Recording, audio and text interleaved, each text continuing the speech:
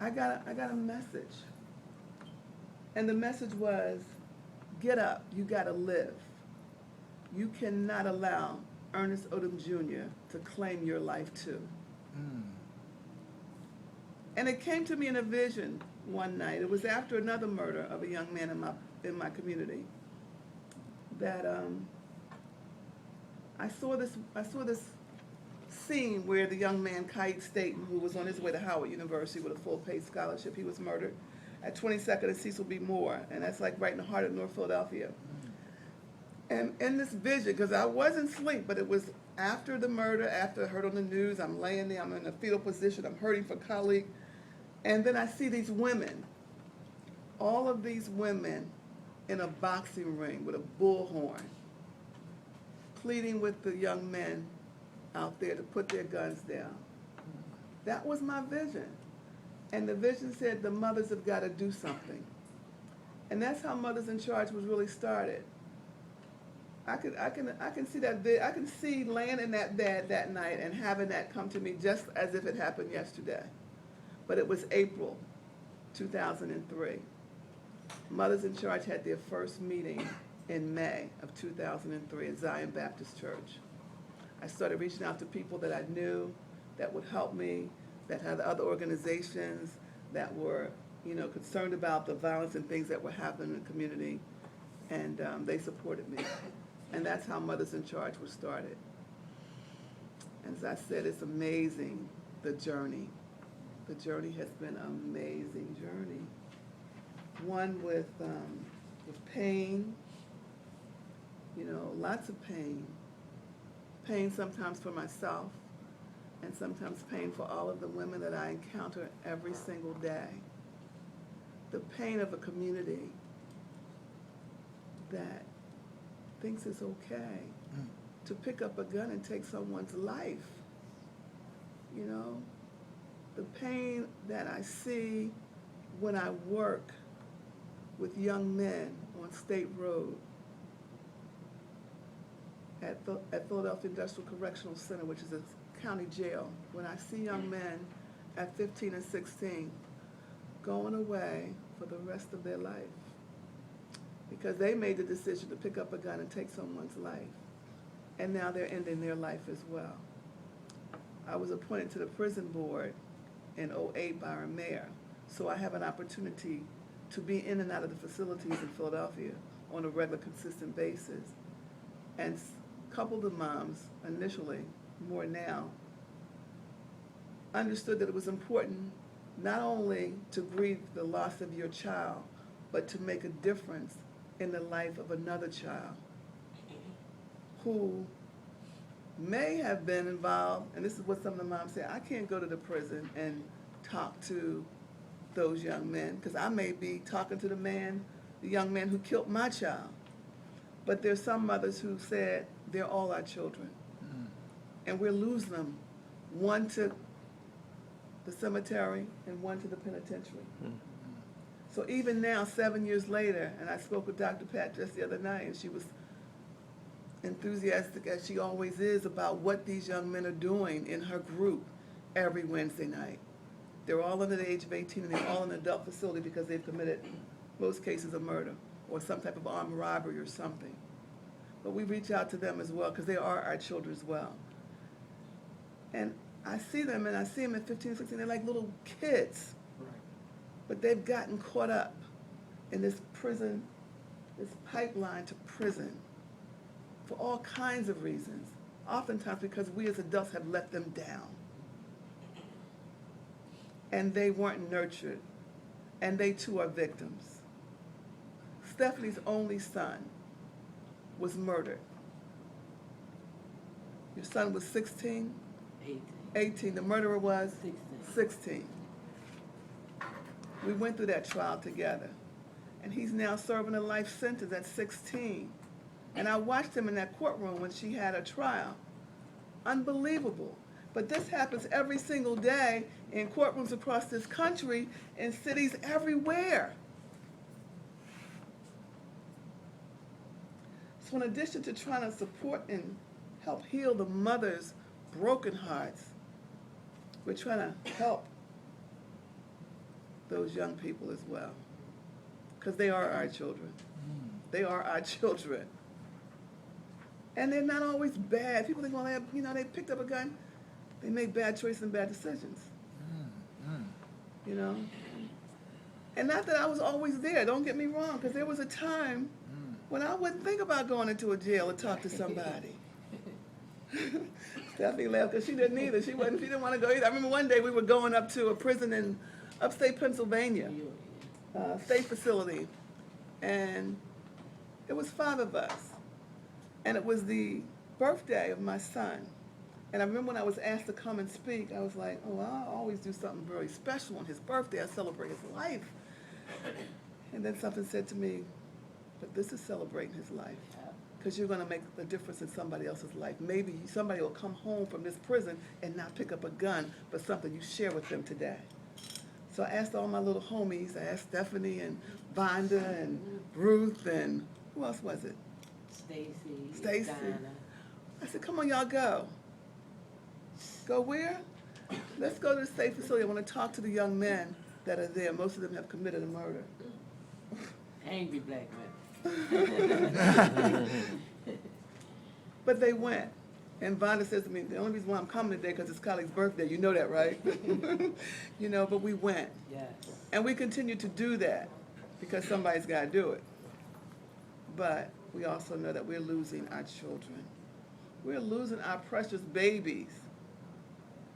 And it's nothing like seeing a 15-year-old standing about 5'2", 90 pounds, going away for the rest of his life. And you know what's going to happen to him up in them adult facilities. It breaks my heart. So I don't know the answer. I don't know all of what we need to do. But I know we got to be doing something. Sitting back doing nothing is not an option for us. We try lots of different things. We talk to them. We talk to them about the impact of violence. And some of them will cry with us, you know, and tell us how sad they are for our loss. And I'm thinking these are the same young men that may have picked up a gun. But they get it, because we are mom. And most of them, that's all they know.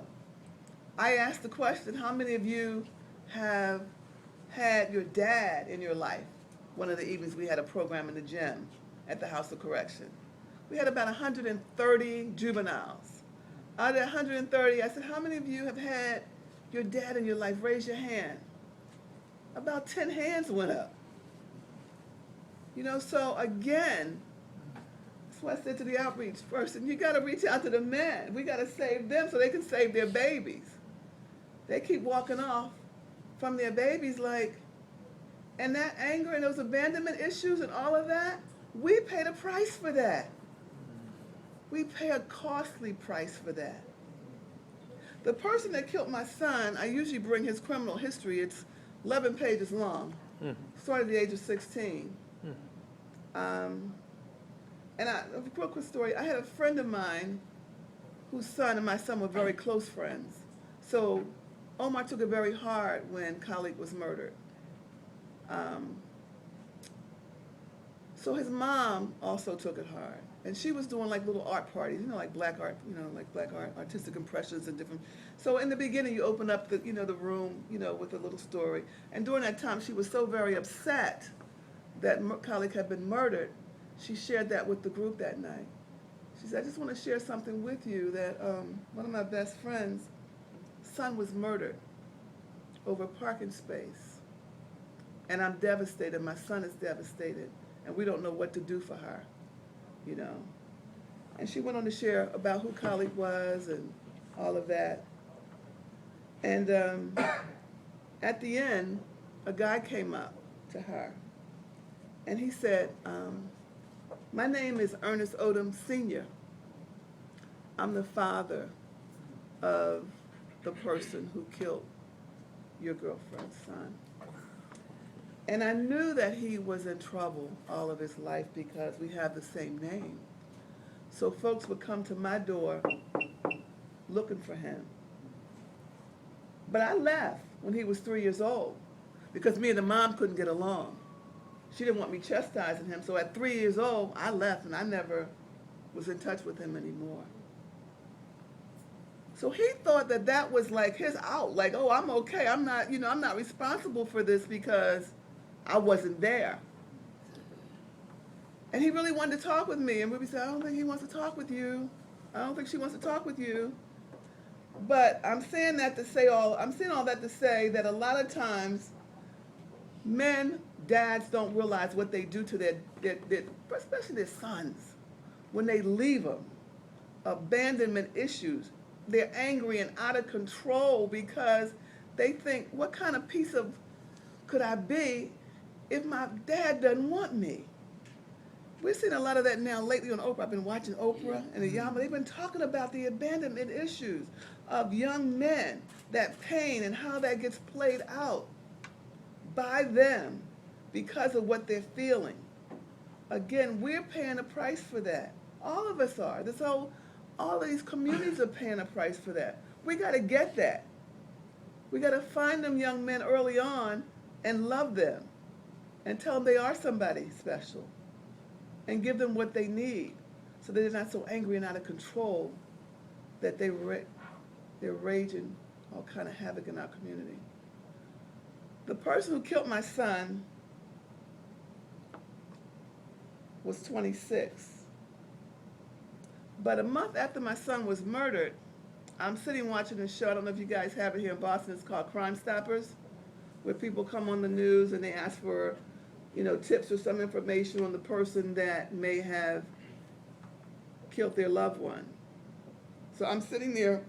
It's a month after Khalid was murdered, and I'm sitting there with my stepson, and this white lady comes on, and she says, my 19-year-old son, Justin, was murdered in July.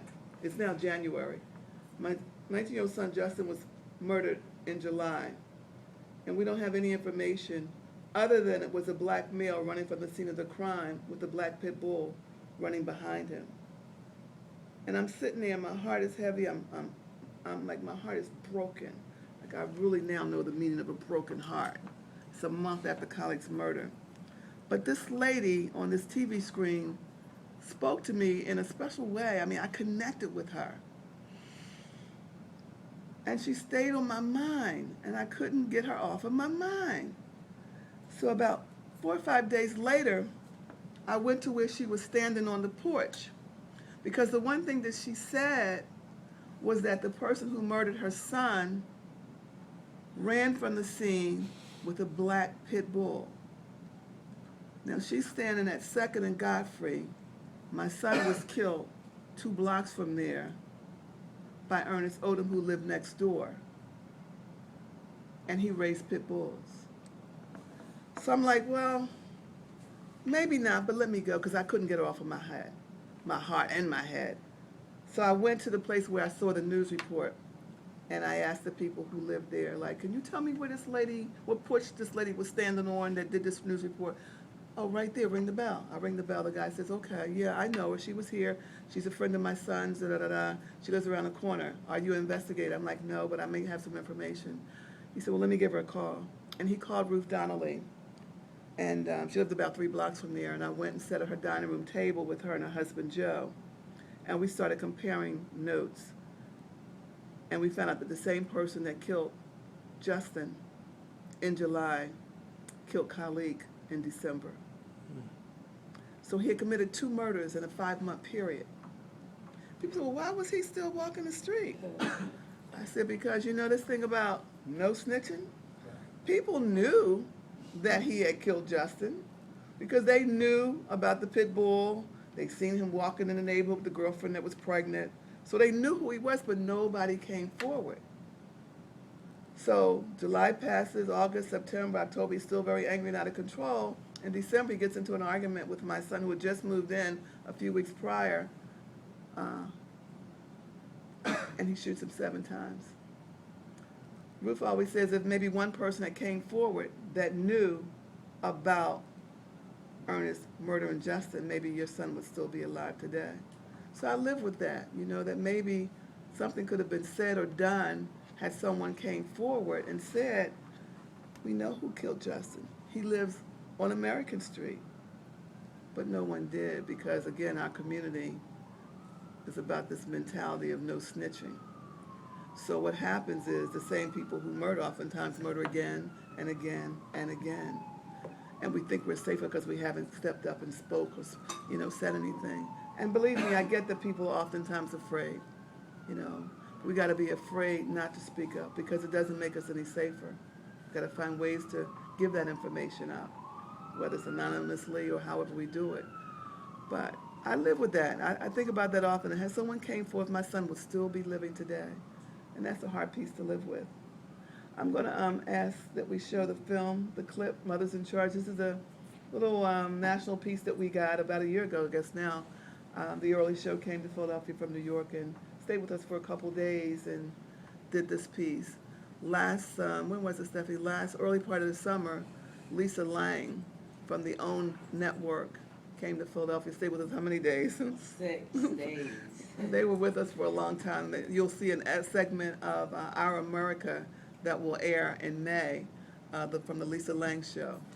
So we're getting the national attention, which has been able to afford us the opportunity to meet people from all over the country who feel like what we feel and have been wanting to do something. So we've been setting up chapters of Mothers in Charge all over.